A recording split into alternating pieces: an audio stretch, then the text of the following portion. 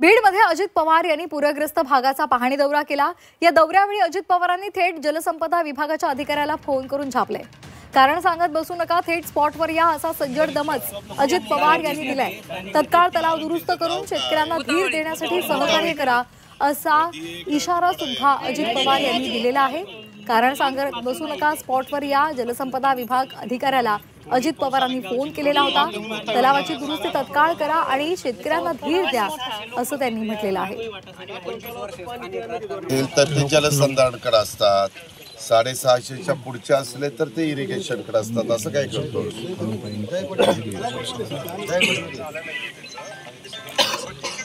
नाही असं नका करू। आता आम्ही बरेच जण लोकप्रतिनिधी अधिकारी इथं सगळे आहोत। तुम्ही ह्या गावामध्ये या, इथं सरपंच पण आहेत, तिथं ते बघा कुठला साठवण तलाव आणि त्याला तातडीनं काही, कारण आता जरा उघडीप आहे। पुन्हा असा अंदाज आहे 26, 27, 28, 29, 30 पुन्हा अतिवृष्टी होण्याची शक्यता आहे। त्याच्या आधीमध्ये दुरुस्ती करून घ्या।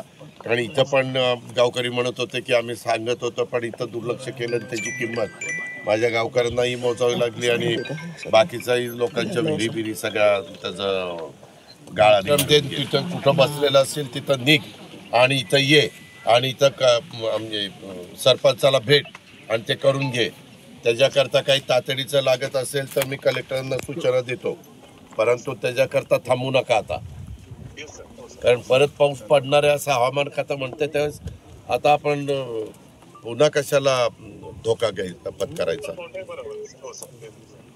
आणि हे पण आपल्याला करायचं।